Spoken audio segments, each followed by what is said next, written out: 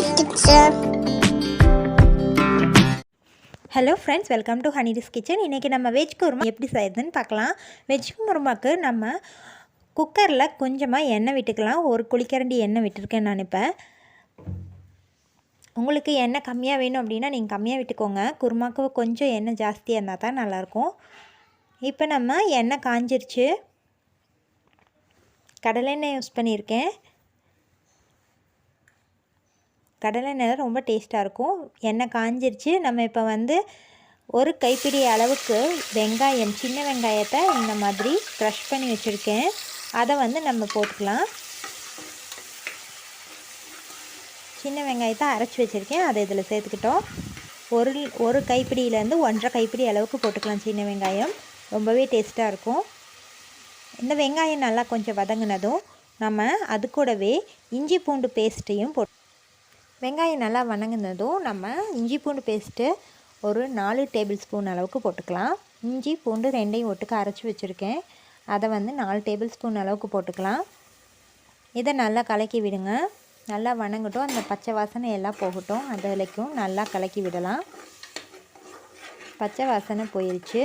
இப்போ இது கூடவே நம்ம 2 பெரிய தக்காளி நறுக்கி வச்சுருக்கோம், அதையும் சேர்த்துக்கலாம். கொஞ்சமாக கொத்தமல்லி இலைகளையும் புதினா இலைகளையும் ஒரே ஒரு பச்சை மிளகாயும் சேர்த்துருக்கேன். பாருங்கள், அதையும் நம்ம போட்டு வதக்கிக்கலாம். பாருங்கள், புதினா இலை, கொத்தமல்லி இலை, அப்புறம் ஒரே ஒரு பச்சை மிளகாய் காரத்துக்காக போட்டிருக்கோம். இதை நல்லா வதக்கிக்கோங்க. இது கூட கொஞ்சமாக உப்பு சேர்த்துட்டோம்னா சீக்கிரமாக வதங்கிடும். அதனால இப்போ நம்ம கொஞ்சமாக உப்பு சேர்த்துக்கலாம். இதை நல்லா கலக்கி விடுங்க.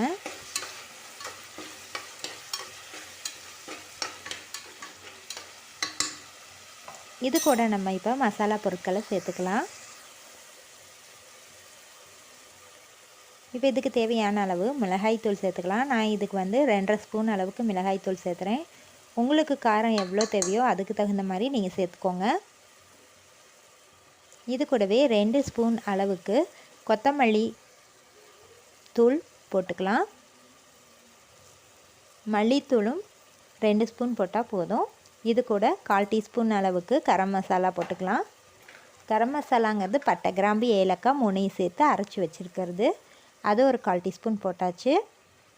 பாருங்கள், இவ்வளோ போட்டால் போதும். இதை நம்ம போட்டு இதை நல்லா நம்ம கலக்கி விடலாம். பாருங்கள், இந்த பட்டை, கிராம்பு மசாலா, இந்த கரம் மசாலா எல்லாம் போட்டோன்னே நல்ல ஒரு வாசனை வருது. இப்போ நம்ம காயெல்லாம் நறுக்கி வச்சுருக்கோம். கேரட்டு, பீன்ஸு, அதுக்கப்புறமா உருளைக்கிழங்கு இந்த மாதிரி பொடியாக நறுக்கி வச்சுருக்கோம். இது எல்லாத்தையுமே நம்ம சின்னதாக நறுக்கி வச்சுருக்கோம், ஓரளவுக்கு மீடியமாக. இதை நம்ம இது கூட சேர்த்து நல்லா கலக்கி விடலாம். பாருங்கள், எல்லா பக்கமும் மசாலா வற்ற மாதிரி நல்லா கலக்கி விட்டுக்கலாம்.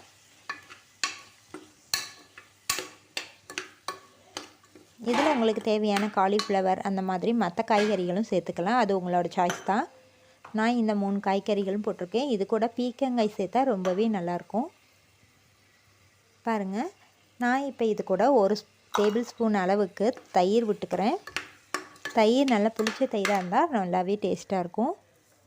இப்போ இது கூட நான் 1/2 மூடி தேங்காய் அரைச்சி வச்சுருக்கேன். நல்லா அதை இது கூட ஊற்றிக்கலாம், தேங்காய் விழுதை.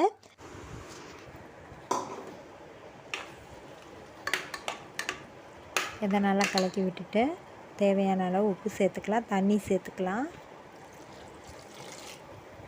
தண்ணி நம்மளுக்கு எவ்வளோ திக்னஸாக வேணுமோ அவ்வளோ திக்னஸ்க்கு தகுந்த மாதிரி தண்ணி ஊற்றிக்கலாம். கொஞ்சமாக உப்பு சேர்த்துக்கலாம். இந்த குழம்புக்கு முதல்லையே உப்பு வனக்கரப்பை கொஞ்சமாக போட்டோம். இப்போ கொஞ்சம் உப்பு சேர்த்துக்கலாம். இப்போ நம்ம விசில் விடலாம். ஒரு 2 விசில் அல்லது 3 விசில் விட்டாவே போதும். இது தயிர் பச்சடி. இதை இன்னொரு நாள் நான் செஞ்சு காட்டுறேன். பாருங்கள், விசில் வந்துடுச்சு. சூப்பரான காய்கறி குருமா ரெடி ஆகிடுச்சு. நீங்கள் உங்கள் வீட்டில் இந்த மாதிரி ட்ரை பண்ணி பாருங்கள், ரொம்பவே சுவையாக இருக்கும். இது நீங்கள் இட்லி, தோசை, சப்பாத்தி, புரோட்டா, சாப்பாடு எல்லாத்துக்குமே இந்த இது ரொம்பவே டேஸ்ட்டாக இருக்கும் இந்த குருமா. நீங்களும் உங்கள் வீட்டில் இந்த மாதிரி குருமா செஞ்சு பாருங்கள். எப்படி இருந்துச்சுன்னு கமெண்ட் பாக்ஸில் கமெண்ட் பண்ணுங்கள். சுட சுட குருமா ரெடி ஆகிடுச்சு. வெஜிடபிள் குருமா பாருங்கள், சூப்பராக இருக்குது. இது கூட நம்ம கொத்தமல்லி இலைகளை தூவி விட்டுக்கலாம். ரொம்ப மணமாக இருக்கும். அவ்வளோதான் ஃப்ரெண்ட்ஸ், நம்மளோட வெஜ் குருமா சர்வ் பண்ணுறக்கு ரெடியாக இருக்குது. இதுக்கு நம்ம ஆப்டாக சப்பாத்தியோ இல்லை சாதமோ எது வேணாலும் நம்ம சேர்த்துக்கலாம்.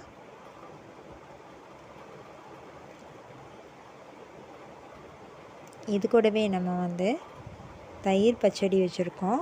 தயிர் பச்சடி இன்னொரு நாள் நான் செஞ்சு காட்டுறேன். இப்போ குருமாவும் தயிர் பச்சடியும் நம்ம சப்பாத்திக்கு ரொம்பவே ஆப்டாக இருக்கும். சரி ஃப்ரெண்ட்ஸ், இந்த வெஜ் குருமா உங்களுக்கு பிடிச்சிருந்துச்சுன்னா கீழே கமெண்ட் பாக்ஸில் கமெண்ட் பண்ணுங்கள், லைக் பண்ணுங்கள், ஷேர் பண்ணுங்கள். இன்னும் நம்ம சேனலை சப்ஸ்கிரைப் பண்ணாதவங்க உடனே சப்ஸ்கிரைப் பண்ணுங்கள். கூடவே பக்கத்தில் இருக்க பெல் ஐக்கானை கிளிக் பண்ணுங்கள்.